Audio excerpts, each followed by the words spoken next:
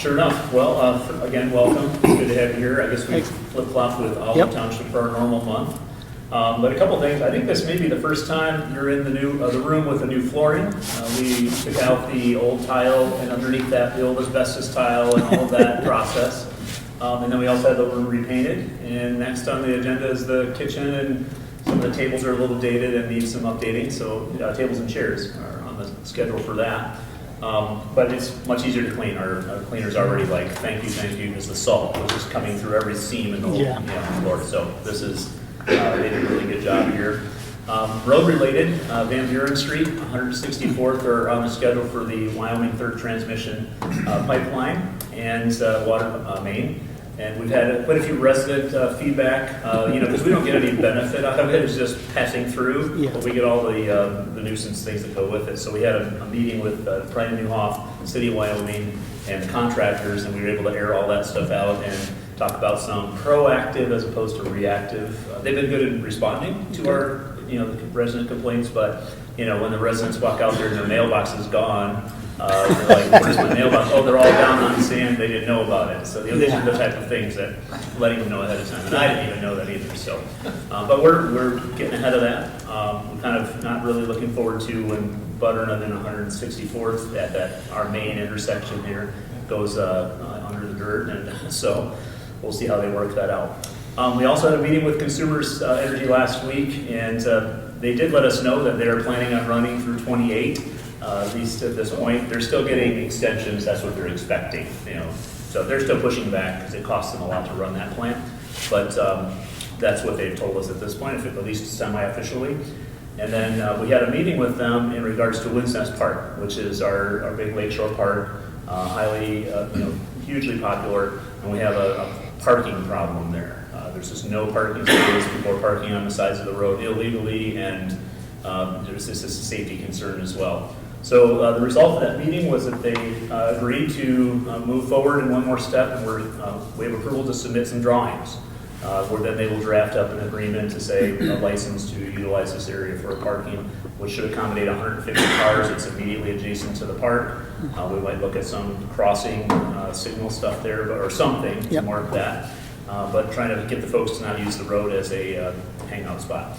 So that's in the works. And then we also went through our last board meeting, and we had the battery energy storage draft ordinance on the docket. And we had quite a few folks come out. I was able to, just prior to public comment, have an opportunity to say, hey, the reason we're entertaining this is because if we don't have it, the state regulates it, and many were unaware that in 2023 that had changed.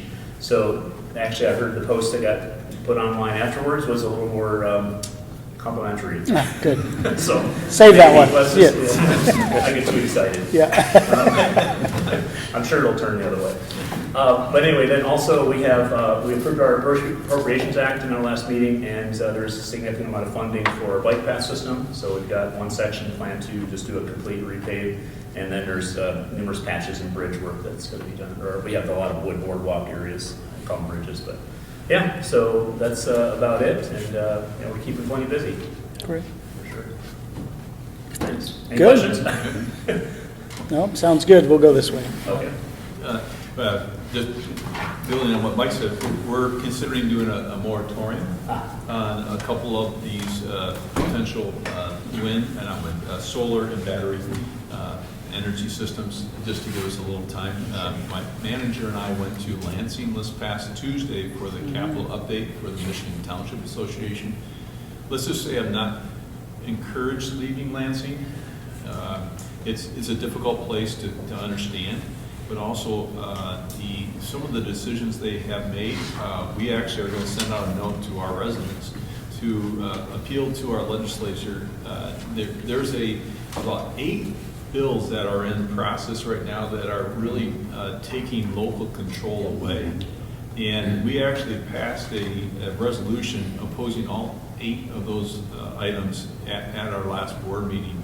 And so we sent it to all of, we instructed our team to send it to all the legislatures to say, we just don't agree with what you're doing here. And if you're interested in this, you can sign up. If you haven't been hit up already, hit it up. It is surprising, in some sense, the ignorance that they have about control and what this means. You know, parking spots, duplexes, lot sizes, splits. You just go on the list, and you go like that. It became more aware as the more I heard about this, the more I researched this. Some of these folks, I don't believe, have been in local government. And so they're in a position of power, and they think that they're doing something positive, but one size just doesn't fit all. It just doesn't fit all. And so I see some of my colleagues shaking their head already, but if you haven't opposed it, please tell your boards, please tell your residents to do it. If you asked me 10 years ago if I get fired up about some of these things, I would say, no way. I'm fired up about some of these things right now. This is just not, it's just not right. And but the funding thing, wow. Townships are going to be sucking it up here in the next few years. I mean, there's some really unfunded mandates, and the statutory funding is not going to be restored the way it should be restored. And there's some things in this new potential new budget that should be concerning us. And so the township seems to be taking it on the chin on budget, and it's frustrating. So, and we already saw it in our budget. We got kicked out $80,000 last year, $160,000 this year. We'll never see that again, and it's going to be more and more. It's just this money's just disappearing, disappearing. I mean, so, hats off to roads. Everyone says fix the roads, but then there's no recourse to hold us harmless as townships. And so the money goes to different areas. The bucket that goes to us local guys doesn't get ever refilled. So pretty frustrating. Anyways, you can probably sense my frustration. Are you frustrated? Yeah, a little, just a little bit. A little bit. So my township manager is 3 weeks on the job, and it's been a delight to work with the township manager. Steve, you went through that transition last year or last fall. I'm going through it now, and it's been a delight, so can't be more pleased. If you haven't had a chance to meet Matthew Butts, he's wonderful, and he has a very collaborative outlook on life, and so I'm introducing him to everybody, and I just look forward to having him tackle some of the longer issues that our township has, because I can see him, and we've had discussions, he's a 10, 15-year guy, and we're saying we can talk about some of these longer projects. I mean, I see Nathan nod his head go, like, when you have a guy like Keith and you start talking about long-term projects, it's council or board independent. Yep. And you can start talking about some of these long projects when you have a good leader in the seat. So pretty excited about our new leader. So, Don, you already... I'm not a member. I've already spoken. So Laketown Township, we passed the budget 2 years in a row. Third time. It was extremely difficult to actually get a quorum at the budget meeting. So we had to reschedule it because we failed to have a quorum at the budget meeting. So we were successful in rescheduling it, and I actually had myself and 2 other board members show up to vote. So that's a challenge. Yeah. It looks like we are going to go forward with replacing the stairs to Laketown Beach this spring. I don't know how many of you all have problems with road projects, but we have our local roads, so counties pay for county primaries. We don't own any of the roads, but we pay for local roads. So we had a 30-year road plan that envisioned at the end of 30 years, every single road in Laketown Township would be paved. We're down to 4 dead-end dirt roads. And the first one up on the schedule was 61st Street between Grasskip Road, 60th and 62nd. And it's a 1/3 mile road that has 1 house on it. It ends at something called the Holland Horse Park, which is a 501c3 not-for-profit that runs horse shows. So they haven't paid property taxes in a long time. So the proposal was we had to consider whether to pave this road or not. So the board, in its wisdom, after that one homeowner showed up and screamed at them, was it was actually 3-1 to pave the road this year. I'm very proud. I voted on this 6 times now, and I voted no every time. So shortly thereafter, another homeowner or another property owner who's adjacent to it but doesn't use that road came and said, I don't want that road paved. So the board in its wisdom voted to pause it and defer the project for a year. So we put in our order with the road commission, and a month later we said, nope, we want to postpone it. The next month, for 2 meetings in a row, the homeowner who lives on that wants a $450,000 driveway paid for by the township came and yelled at him again. So the board in its wisdom voted 3-1 to pave the road. So we went back to Allegan County Road Commission, and they said, are you sure? And I said, I don't want to pave the road, but I got outvoted again. So the other homeowner, the one who doesn't want it paved, showed up at our last meeting in March and showed up with more people who all said, why are you guys in your right mind to pay $450,000 to pave a guy's driveway? And so we voted again to pause it and request that the road commission postpone the project if possible. So I went to apologize to the road commission last Wednesday at their regular meeting. They said, what do you want us to do? And I said, I can't tell you what to do, but this is what's happened, and you have the minutes of the board meeting. They just said, screw you, we're canceling it. And they pulled the bid package, and we're not going to go out this year and do it. But people, when they vote, need to be voting what they think is the right thing to. They need to really focus on, is this the right thing to do or not? And then you've got to have the courage to stick with your convictions. You know, if we were paving that road, you know, big whoop, I lost a vote. It's when you take the same vote over again and over again, and I'm sure we're going to revisit it again this month. That's a board that's not functioning very well, and it's probably the supervisor's fault. But anyway, there is a drain commission meeting for Allegan County Drain Commission about the Kelly Drain, which goes into Park Township. That's on Wednesday morning. And I'm spending a lot of time, we're trying to put a new drain together called the Myrtle Drain, which will again flow into like the inner county drain that flows into Park Township, and the Kelly Drain that flows into Park Township. This new Myrtle Drain will flow into Park Township. And we're having some trouble getting property owners to give us easements for access to their property, in part because they dug some ponds without some permits. And they're worried about getting upside down if we get an easement for those drain fields. So that's what I'm working on. Plus, we're going to have another vote on the Interurban Transit Authority funding for putting on a vote on a millage at our April regular meeting. That's another one. We voted, I think, 4 times to fund it and 4 times not to fund it. So let's make the voters decide. That's what's going on in Laketown. I have nothing to report. We love you, Tom. I'm not as frustrated as Steve. I think I'm going to be a ray of sunshine down here. We closed the ice park on March 15. We had over 33,000 people skate. The population of Holland is 34,000, so I'm interested in getting that extra 1,000 people on the ice next year. We had over 2,000 groups use the ice sheet, and we sold 8,000 cups of hot chocolate.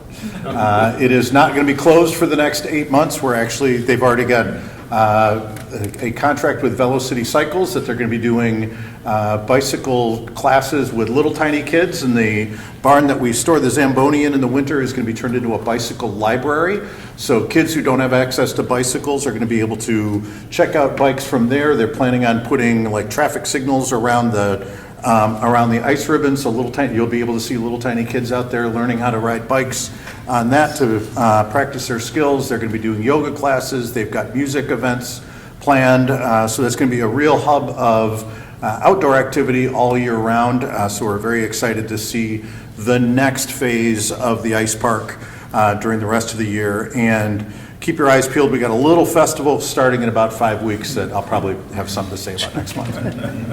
Nice. That's really fun. Yeah. I know a lot of adults that could probably use some training Yeah, we might want to do on a bicycle as well. At the county, we just finished our strategic planning meeting, and we did a 2-day meeting back-to-back in Zealand at the Howard Miller Library. It was really beneficial. I think a lot of times, and this was brought up during the meeting, when you're at the commission, we sit at these tables that are kind of a half crescent. It's really hard for me to talk into this mic and make eye contact with Jason, right? And read his body language. And yet, you're trying to debate with people and hear what they have to say. And you can't see each other. So getting out of that environment, we decided is something that we want to do more often. Try to get to a place where we can see each other and speak, in a better way to communicate better. So we also said work sessions would be welcome, and we've not done that. And so tomorrow is our first work session, and we're doing it not in the Board of Commissioners room, but in a separate room that we can kind of wrap around a little bit. It's open to the public. You're welcome to come, 5 o'clock. We will be discussing millages. It's millage season, so we're talking about the CMH millage. Really important that we get behind that, support that. That's critical to our community. So we think that it has great support, broad support, so feel good about that one. The Parks millage, I fully support the renewal of the Parks millage. There's a request to increase it. I'd like to see that piece of it go to the voters. I'm big on local control and let the people vote on if they want to raise their taxes or not. So those are kind of the two main topics that we're going through. I also sit on the insurance authority where we handle all the lawsuits, and I think I reported a while back that we had over 21 lawsuits we're managing. It's been a little over a year now, and that number is a third of that. So I think we're seeing things get resolved. We're seeing a steady hand and peace come back in where we're operating in a good way. So I think our communication is improving. I think that the litigation is lessening, and I think we've got an amazing county to live in and thrive in. So we're trying to focus on that, and I think I'll end with saying, out of the 2-day strategic plan that we met on, every item that was set as a top priority was inside of our wheelhouse of things that we should be focused on. And that was refreshing for me because I want to see us get things done that we actually have control over to make happen. So that was a positive. So I think we're full steam ahead, doing a good job, and excited for that. But yeah, feel free to come. Board of Commissioners meetings at Fillmore tomorrow night, and from 5 till whenever we are done.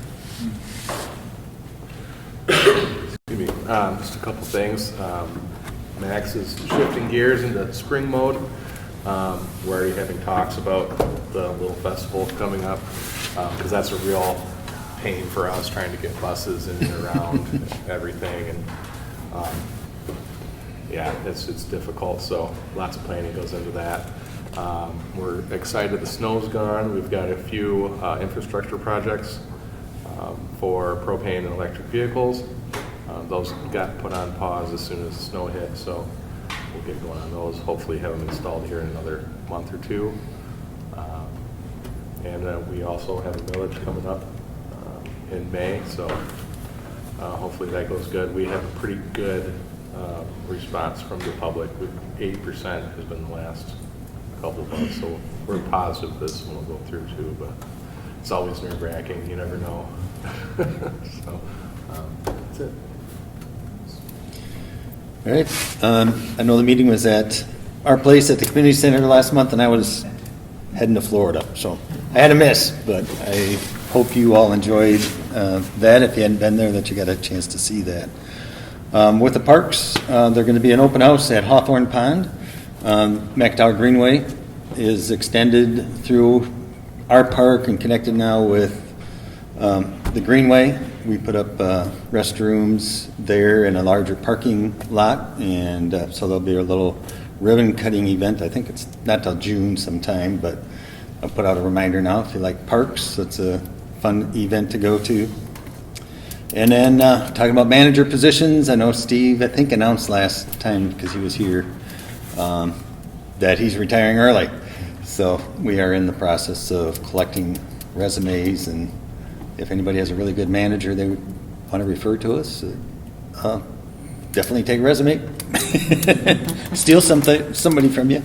But no, but Steve was gracious and gave us amount of time, so by the 1st of June, hopefully we are in place to have a new person on board and get that transition going.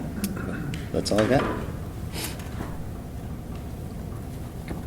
All set? Good. Had the unexpected pleasure of being at Saugatuck Township last Friday, and certainly over the years, beneath the waves, encourage Saugatuck to become part of this great group, just because of the regional perspective that it brings. I think Saugatuck Douglas has a worldwide reputation, attracts worldwide visitors, like a lot of the other jurisdictions we represent at the table. And I think it would complete the picture of the MACC if it's legal for them through the MDOT and federal authorities for them to join us. And I told them that if that is a choice they choose to make, the township and the MACC, I would be wholeheartedly in favor of it.